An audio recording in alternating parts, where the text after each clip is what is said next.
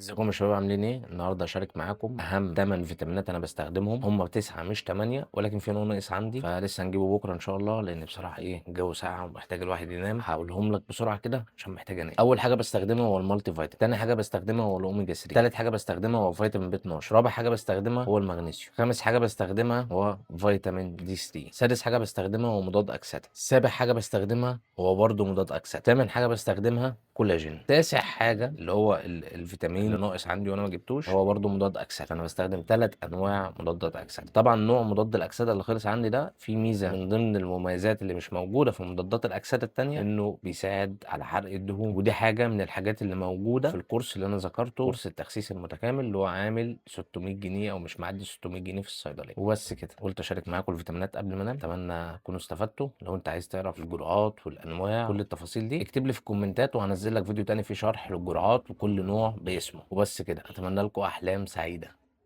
سلام.